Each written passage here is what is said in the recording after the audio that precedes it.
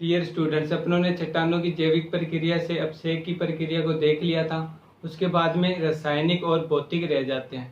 तो भौतिक प्रक्रिया आज अपने देखेंगे कि किस प्रकार फिजिकल प्रॉपर्टीज होती है वो चट्टानों को अपक्षय करती है। तो उसके अंदर फर्स्ट आता है तापक्रम। तो तापक्रम का क्या इफेक्ट पड़ता है चट्टानों के अपघटन पर। तो ये चीज आपको पहले भी बता चुका हूँ कि तापक्रम क्या होता है कि दिन में ज्यादा होता है कुछ क्षेत्रों में और रात को क्या हो जाता है एकदम कम हो जाता है। मतलब नाइट को तापक्रम कम होता है। तापक्रम की दो ही कंडीशन होती है, कम होता है नाइट को और ज्यादा कब होता है दिन में। ये दो ही कंडीशन होती है। अपने को पता है कि जैसे जैसे तापक्रम बढ़ेगा वैसे वैसे जो चट्टान है उस चट्टान की जो ऊपरी परत है, ऊपरी परत क्या करेगी, फैलेगी। मतलब फैलाव आएगा उसके अंदर। तापक्रम बढ़ने के साथ साथ उसमें क्या आएगा, फैलाव आएगा। और जैसे ही क्या होगा, नाइट को तापक्रम कम हो जाएगा तो ये फैलाव किस में कन्वर्ट हो जाएगा, संकुचन में कन्वर्ट हो जाएगा। संकुचन में क्या हो जाएगा, कन्वर्ट हो जाएगा। अर्थात दिन में तो क्या होता है, तापक्रम बढ़ने के साथ साथ जो चट्टान की ऊपरी रेयर होती है वो धीरे धीरे क्या करने लग जाती है, फैलने लग जाती है।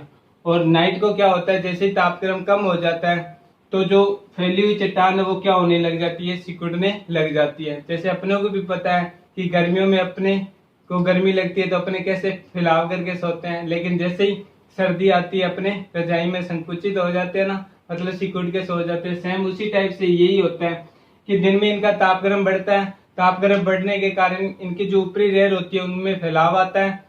और नाइट को जब क्या होता है, तापक्रम कम हो जाता है तो उनमें संकुचन होने लग जाता है। इस प्रकार से फैलाव संकुचन की प्रक्रिया चलती रहती है। और प्रक्रिया चलने के कारण जो ऊपरी रेयर होती है वो क्या हो जाती है, कमजोर हो जाती है। और कमजोर होने के कारण वो क्या हो जाती है, छोटे छोटे टुकड़ों में टूटने लग जाती है। ठीक है, तो सिंपल सा माइंड में रखना है कि जैसे जैसे तापक्रम बढ़ेगा वैसे वैसे क्या होगा, ऊपरी परत का फैलाव होता जाएगा। जैसे जैसे तापक्रम कम होता जाएगा परत क्या होने लग जाएगी, संकुचित होने लग जाएगी। ये फैलाव और संकुचन की प्रक्रिया क्या रहती है, चलती रहती है, जिसके कारण जो ऊपरी परत होती है वो क्या हो जाती है, कमजोर हो जाती है। और कमजोर होने के कारण वो किन में टूट जाती है, छोटे छोटे कणों में टूट जाती है। तो यही कंडीशन यहाँ पर लिख रखी है कि ताप बढ़ने के साथ साथ क्या होता जाता है, चट्टानों की ऊपरी परत धीरे धीरे फैलने लगती है और तापक्रम कम होने पर क्या होती जाती है, सिकुड़ने लगती है। मतलब सिकुड़ित होने लग जाती है। ये प्रक्रिया चलती रहती है और इसके कारण इनमें क्या हो जाता है, अपक्षय होना स्टार्ट हो जाता है। फिर सेकंड विधि आती है जल, कि जल किस प्रकार से चट्टानों का अपक्षय करता है। भौतिक प्रक्रिया में फर्स्ट था तापक्रम, सेकंड है जल, कि जल किस प्रकार से चट्टानों का अपक्षय करेगा। तो अपने को पता है कि जब पहाड़ी इलाके के अंदर तेज वर्षा होती है तो वो तेज वर्षा का प्रवाह इतना तेज होता है कि वो क्या कर देती है, चट्टानों को छोटे छोटे या बड़े बड़े टुकड़ों में तोड़ देती है। अब ये चट्टानें क्या होगी, ये छोटे छोटे या बड़े बड़े टुकड़ों में टूट गई है। अपने को ये भी पता है कि इस इलाके में तेज बारिश के कारण क्या आ सकती है, बाढ़ भी आ सकती है। बाढ़ आने के कारण जो चट्टानों के बड़े बड़े टुकड़े हैं जो उन छोटे टुकड़े में कन्वर्ट नहीं हुए हैं जितने होने चाहिए, तो उनको अपने साथ क्या ले जाती है, बहा के ले जाती है। बहाने से उनमें क्या होने लग जाती है, रगड़ होने लग जाती है। और रगड़ होने से क्या होता है कि वो जो बड़े टुकड़े वो छोटे टुकड़ों में और कन्वर्ट हो जाते हैं। पहले तो वर्षा आएगी, वर्षा क्या करेगी, चट्टानों को बड़े या छोटे टुकड़ों में तोड़ देगी, बड़े या छोटे टुकड़े में तोड़ देगी।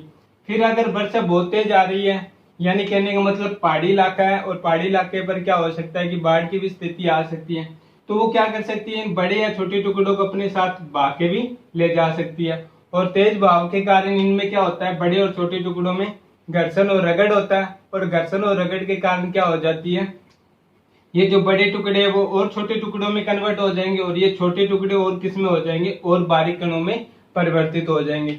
इस प्रकार भी चट्टानें क्या कर सकती है, यानी जल के द्वारा भी क्या हो सकता है, इनका अपघटन हो सकता है। ये चीज यहाँ पर लिख रखी है कि तेज वर्षा के कारण चट्टानों का कुछ अंश टूटकर अलग हो जाता है। सेम कंडीशन, जैसे जैसे क्या होता जाता है कि तेज वर्षा कंटिन्यू एक जगह पर बस बरसती रहती है। अपनों ने भी देखा है कि ऐसा इलाका जहाँ पर, या फिर अपने जो ग्रामीण क्षेत्र है, ग्रामीण क्षेत्रों में क्या होता है, ज्यादातर जो घर होता है वो क्या होता है, गोबर की लेप से बनाया जाता है। जो फर्श होता है उस फर्श पर अपने देखते हैं कि बारिश के टाइम क्या होता है कि जो ऊपरी लेयर होती है जैसे जैसे वर्षा तेज होती जाती है तो ऊपरी रेर पर खड्डे बनने स्टार्ट हो जाते हैं। मतलब जो रेर होती है वो इस टाइप से धंसने लग जाती है। और जो नाले के साइड में हिस्सा होता है, जहाँ से नाले का पानी आता होता है घरों के अंदर, और वो नाले का पानी अगर जिस टाइप से बहाव होता है तो उस पर अपने देखते नहीं कि उस टाइप उसके नीचे कितना बड़ा गड्ढा बन जाता है। उसी टाइप से इनमें होता है कि जहाँ पर वर्षा आ रही है और लगातार कंटिन्यू वर्षा होती जा रही है तो क्या होता जाता है कि इनका अंश चट्टानों का टूटकर अलग हो जाता है। अब ये टूटे हुए जो अंश है वो क्या करेंगे, छोटे भी हो सकते हैं और बड़े भी हो सकते हैं। अगर बारिश तेज है और साथ में पहाड़ी इलाका है, पहाड़ी इलाके के कारण क्या हो सकता है, यहाँ पर बाढ़ की स्थिति भी आ सकती है। बाढ़ की स्थिति में क्या होता है कि ये बड़े टुकड़े क्या होते हैं, बहते हैं, और बहने के कारण इनमें क्या होता है, घर्षण होता है, और घर्षण होने के कारण ये जो बड़े टुकड़े हैं और छोटे टुकड़ों में क्या हो जाते हैं, कन्वर्ट हो जाते हैं। तो उसके बाद में आती है हिमजल। हिमजल क्या होता है, सॉरी बरसात, बर्फ आता है उसके बाद में। पहला ताप, दूसरा जल और तीसरी बर्फ आता है कि बर्फ किस प्रकार से चट्टानों को अपक्षय करती है। तो अपने को ये चीज पता है कि कोई चट्टान होती है, मान लो ये क्या है, कोई चट्टान है, और ये इस टाइप से क्या बनी हुई है, चट्टानें बनी हुई है। इस चट्टान के अंदर क्या है, जल भरा हुआ है। दरारों में क्या हो सकता है, चट्टानों की दरारों में जल जा सकता है बारिश के कारण, और बारिश के कारण अगर चट्टानों में दरारों में क्या हो गया, जल चला गया। और वो इलाका कौन सा है, यानी इतना ठंडक इलाका है कि रात में वहां पर क्या होने लग जाता है कि टेम्परेचर एकदम बहुत कम हो जाता है, और कम होने के कारण वहां पर क्या जमने लग जाती है, इन दरारों में बर्फ जमने लग जाती है। और अपने को ये भी चीज पता है कि जब जल से बर्फ कन्वर्ट होती है तो उसका आयतन बढ़ता है, और आयतन बढ़ने के कारण क्या होता जाता है कि ये इनमें फैलाव होता जाता है। फिर आयतन सुबह क्या हो जाएगा, ये बर्फ वापस जल में कन्वर्ट हो जाएगी तो आयतन वापस क्या हो जाएगा, कम हो जाएगा। इस प्रकार से इनमें क्या होता जाता है कि जल और बर्फ बनने की प्रक्रिया के फलस्वरूप इनका आयतन बढ़ता है, कम होता है, बढ़ता और कम होता है। इसके कारण में क्या हो जाता है, इनका अपक्षय हो जाता है। या फिर एक कंडीशन में डायरेक्ट ही बोल सकते हैं कि ये क्या होती है कि इनकी दरारों में क्या हो जाता है कि चट्टानों की दरारों में जल जमा होने के कारण जब रात को टेम्परेचर कम होता है या माइनस डिग्री में चला जाता है तो वो जल किस में कन्वर्ट हो जाता है, बर्फ में कन्वर्ट हो जाता है। बर्फ में कन्वर्ट होने के कारण उसका आयतन क्या हो जाता है, बढ़ जाता है। आयतन बढ़ने के कारण इस चट्टानों की जो दरारें हो जाती है वो क्या हो जाती है, फैलने लग जाती है। फिर जैसे ही बर्फ जल में कन्वर्ट होता है तो वो क्या रह जाती है, इस अवस्था में रह जाती है। लेकिन वापस जो जल बना हुआ है वो किस में कन्वर्ट होगा, बर्फ में कन्वर्ट होगा। फिर ये दरारें क्या होंगी, और यानी आयतन बढ़ेगा और दरारें क्या हो जाएंगी, और दूर हो जाएगी। एक टाइम ऐसा आएगा कि ये दोनों क्या हो जाएगी, अलग होकर टूट जाएगी। इस टाइप से भी क्या हो सकता है, चट्टानों का अपक्षय हो सकता है। अब कहीं ये मत कह देना कि सर जैसलमेर साइड या फिर उदयपुर साइड जो पहाड़ी इलाका है वहां पर तो बर्फ जमती नहीं है। अरे जहाँ पर बर्फ जमती है उसकी बात कर रहा हूँ, जैसे हिमाचल क्षेत्र हो गया या फिर जम्मू कश्मीर होगा, ये जो पहाड़ी इलाका होगा वहां पर जो चट्टानें होंगी, वहां पर जो वर्षा के कारण जल एकत्रित होगा, दरारों में जल घुसेगा, और वो दरारों में जल जब नाइट को क्या हो जाएगा, बर्फ में कन्वर्ट हो जाएगा तो आयतन बढ़ने के कारण उनमें क्या हो जाएगा, अपक्षय हो जाएगा। मतलब चट्टानें क्या हो जाएगी, टूटकर अलग हो जाएंगी। ठीक है, तो इस प्रकार से बर्फ भी क्या करता है कि चट्टानों के अपक्षय में भूमिका निभाता है। फिर आता है हिमजल।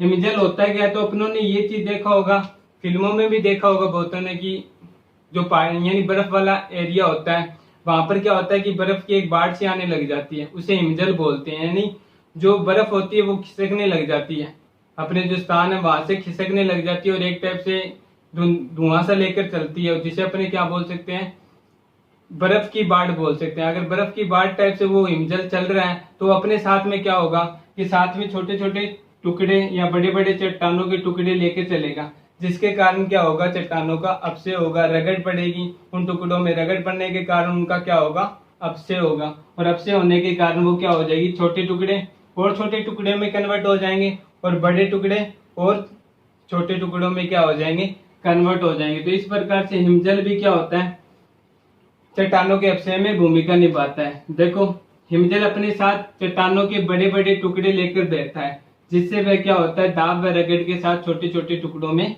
कन्वर्ट हो जाता है।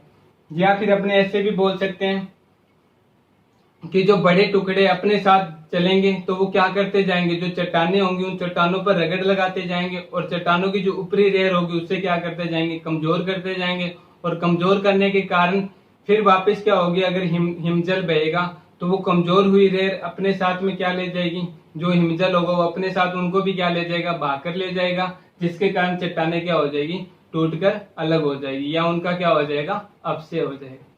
ठीक है, तो ये हिमजल भी क्या करता है कि चट्टानों के अपक्षय में भूमिका निभाता है। उसके बाद में हवा किस प्रकार से भूमिका निभाती है, तो ये सारी चीजें ना एक टाइप से कन्वर्ट है। अब हवा का सिंपल सा देखोगे तो फर्स्ट कंडीशन में अपने इससे भी इसे क्या कर सकते हैं, कनेक्ट कर सकते हैं कि जैसे जैसे क्या होता है तापमान बढ़ता जाता है वैसे वैसे जो ऊपरी परत होती है वो कमजोर होती जाती है। कमजोर होने के कारण जब उस पर तेज हवाएं चलती हैं तो उस कमजोर तो वो पहले ही हो चुकी है, अब तेज हवाएं चलेगी तो ऊपरी रेत को क्या करेगी, जो ऊपरी रेत के जो कण है, जो टुकड़े हैं, उनको अपने साथ में क्या ले जाएगी, बहाकर ले जाएगी। या फिर ऐसे भी बोल सकते हैं कि जो ऊपरी परत होती है, ऊपरी परत पर वो जो अपक्षय के कारण या कमजोर के कारण जो बालू या छोटे छोटे पत्थर रह जाते हैं, क्यों कोई परत होगी अगर उसमें दिन रात की प्रक्रिया से क्या हो रहा है, संकुचन फैलाव हो रहा है, तो ऊपर वाली परत क्या हो जाएगी, कमजोर हो जाएगी, मतलब दाने से उग जाएंगे छोटे छोटे दानों में या छोटे छोटे टुकड़ों में, ये क्या हो जाएगी, कमजोर हो जाएगी। उसके बाद में तेज हवाएं चलेगी, तेज हवाएं इनको क्या करेगी, अपने साथ बहाकर ले जाएगी, फिर एक नई परत बनेगी। उस नई परत पर फिर क्या होगा, ये यानी टेम्परेचर का क्या होगा, इफेक्ट पड़ेगा, फिर वो कमजोर होगी, फिर तेज हवाएं चलेगी। इस टाइप से ये प्रोसेस क्या होती रहती है, चलती रहती है। मतलब वायु को अपने ताप से भी कन्वर्ट कर सकते हैं, वायु को अपने क्या कर सकते हैं, जल से भी कन्वर्ट कर सकते हैं। ऐसे भी बोल सकते हैं कि जब तेज बारिश के कारण क्या होता है कि चट्टानें टूटकर अलग हो जाती हैं, तो उन टूटी हुई चट्टानों के टुकड़ों को क्या करती है, तेज वायु अपने साथ बहाकर ले जाती है और अन्यत्र किसी स्थान पर क्या कर देती है, उन्हें छोड़ देती है, और फिर क्या हो जाती है, एक नई परत सामने दिखाई देने लग जाती है। अब इस नई परत पर फिर वर्षा की बूंदें पड़ेगी, वो फिर इसे क्या करेगी, छोटे छोटे टुकड़ों में तोड़कर अलग कर देगी।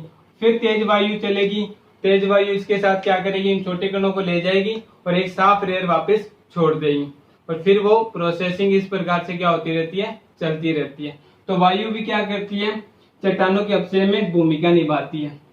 तेज वायु अपने साथ बालू एवं पत्थर के छोटे छोटे कण उठाकर ले जाती है। उसके बाद में नई परत क्या करती है, अवेलेबल उपलब्ध करवाती है, जो क्या होते हैं इन प्रोसेस से वापस छोटे छोटे कणों में टूट जाते हैं, और फिर वायु फिर क्या करते हैं, उन छोटे छोटे कणों को बहाकर ले जाती है। फिर लास्ट आता है बिजली, कि बिजली किस प्रकार से चट्टानों का अपक्षय करती है। तो अपनों ने ये चीज देखा ही होगा कि कई इलाकों में बिजली पड़ जाती है, तो कई घरों में पड़ती हुई देखी होगी कि बिजली पड़ने के कारण छत टूटी, बिजली पड़ने के कारण महल की दीवारों में आई दरारें। उसी टाइप से ये भी चट्टाने हैं। चट्टानों की शहरी इलाके यानी जो चट्टाने वाला इलाका होता है, वहां पर अपने को पता है कि वर्षा का कारण ही क्या होता है, कि वर्षा का कारण होता है कि जो ऊंची ऊंची चट्टाने होती है, वहां पर लगे हुए पेड़ पौधे होते हैं, वही वर्षा कराते हैं। तो पहाड़ी इलाकों पर वर्षा सबसे ज्यादा होगी। वर्षा होगी तो मतलब क्या होगी, बिजली की चमक भी होगी, मतलब गड़गड़ाहट भी होगी, गर्जना भी होगी। उस गर्जन के कारण क्या होगा कि चट्टानों में दरारें आएगी, या फिर वो बिजली चट्टानों पर पड़ने के कारण क्या हो जाएगी, दरारें आ जाएंगी, और दरारें आने का मतलब क्या होगा कि चट्टानें टूटकर अलग हो रही है। तो इस प्रकार से अपने कह सकते हैं कि जब आकाशीय बिजली कड़कने के फलस्वरूप क्या हो जाता है कि चट्टानों में दरारें आ जाती है।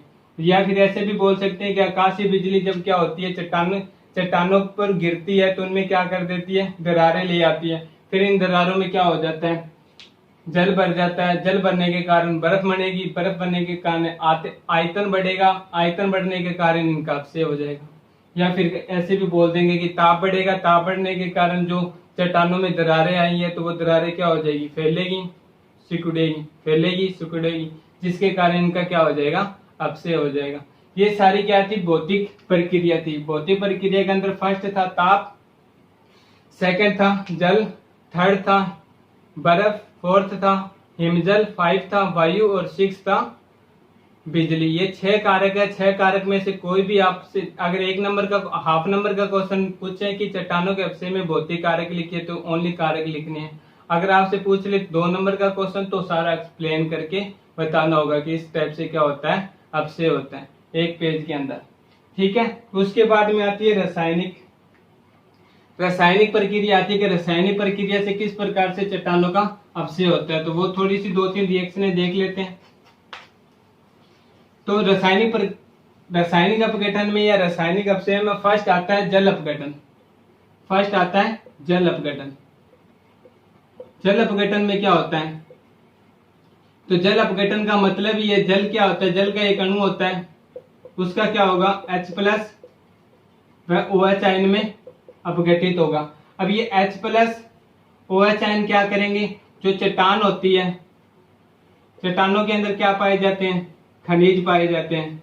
और खनिज के अंदर भी कौन सा भाग पाया जाता है? धन भाग पाया जाता है, धनात्मक भाग पाया जाता है और एक ऋणात्मक भाग पाया जाता है।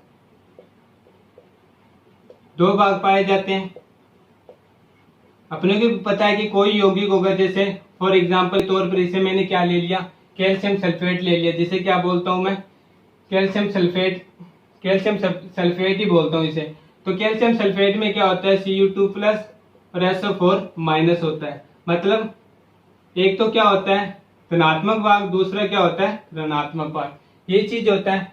तो अब ये जो जल अपघटन होगा, जल अपघटन में क्या होगा कि जो जल का धनात्मक भाग होगा वो जो खनिज के धनात्मक भाग को क्या कर देगा? प्रतिस्थापित कर देगा। क्या कर देगा?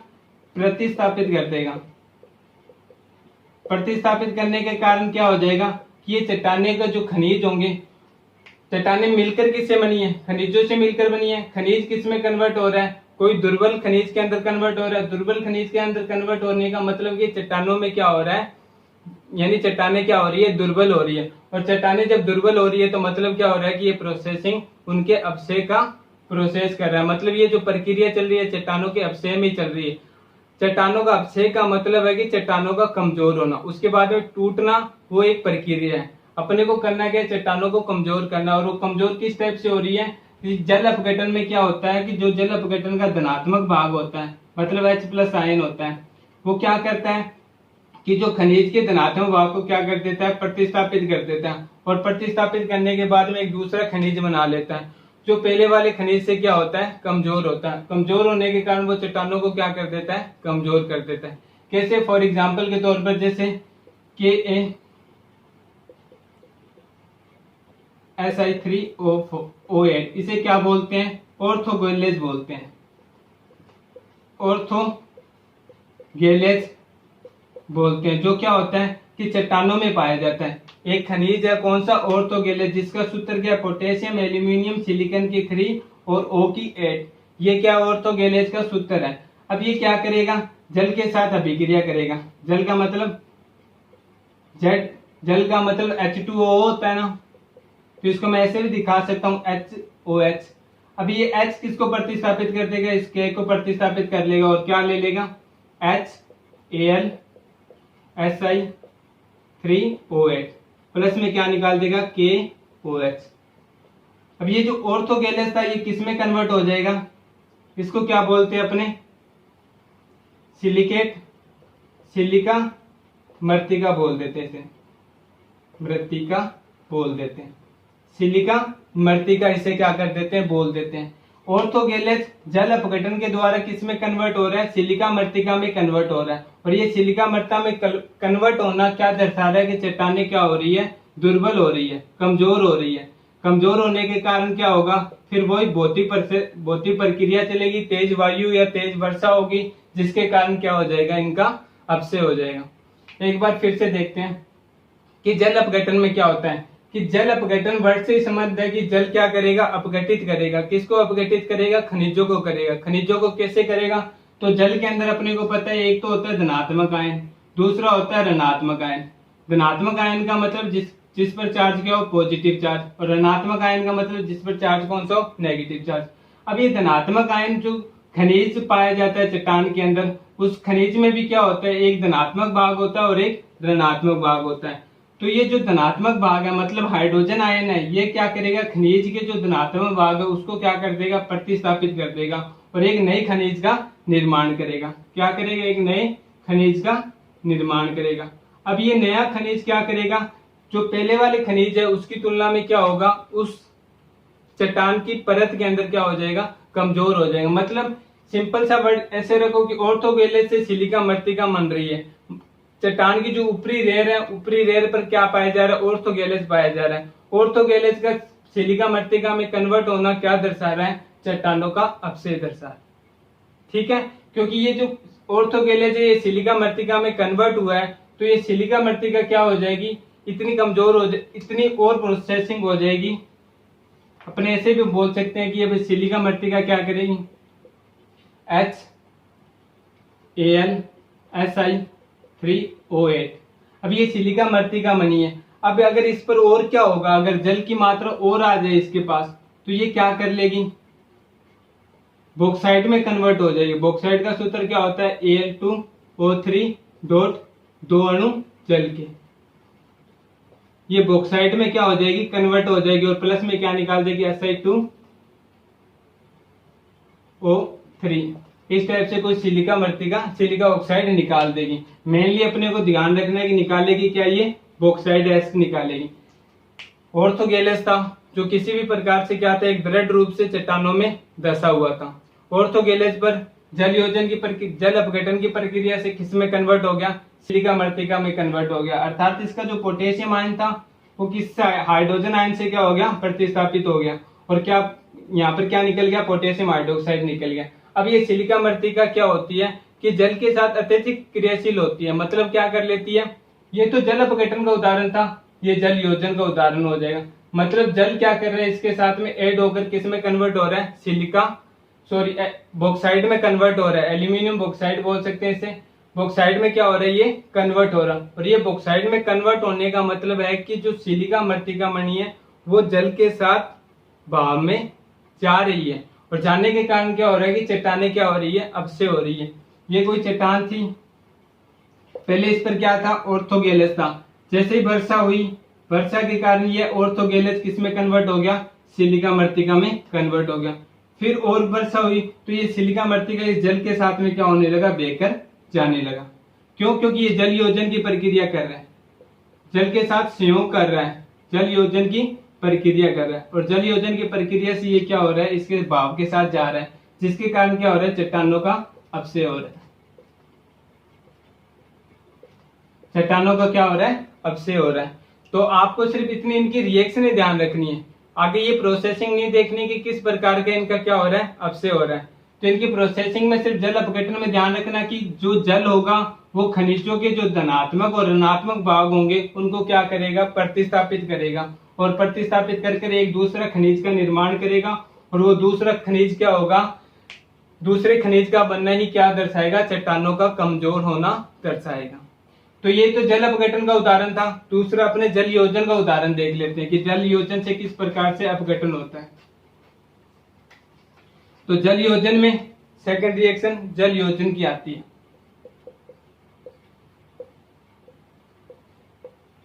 जल योजन का मतलब क्या होगा कि जल जुड़ेगा, मतलब अब इसमें कोई प्रतिस्थापन नहीं होगा। योजन का मतलब होता है जुड़ने से, और इसमें क्या होगा कि जल जुड़ेगा और वो किस में कन्वर्ट हो जाएगा, किसी अन्य खनिज के अंदर कन्वर्ट हो जाएगा। कोई चट्टान है, चट्टान के पास क्या है, कोई खनिज है, और खनिज में क्या है, यौगिक है,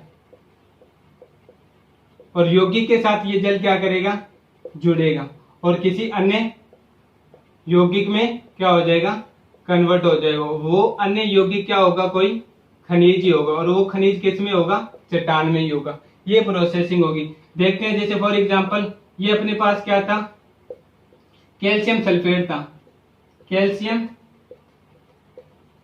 सल्फेट था। इस कैल्शियम सल्फेट को अपने क्या बोल सकते हैं, सेलेनाइट भी बोल सकते हैं, सेलेनाइट भी बोल सकते हैं। अब ये सेलेनाइट के साथ में अगर कोई जल का अणु, दो जल का अणु, H2O क्या होता है, जल होता है, इसके साथ में दो लगा दिया, मतलब दो जल के अणु संयोग करके किस में कन्वर्ट हो जाएंगे, संयोग करेंगे, मतलब ये प्रतिस्थापित पॉइंट लगा दिया, दो H2O, इसे क्या बोल देंगे, अपने जिप्सम बोल देंगे। मतलब कैल्शियम सल्फेट अगर किसी चट्टान के अंदर खनिज के रूप में था तो वो जल का योजन करके किस में कन्वर्ट हो गया, जिप्सम में कन्वर्ट हो गया, और जिप्सम में कन्वर्ट होना चट्टानों का क्या दर्शा रहा है, अपक्षय दर्शा रहा है।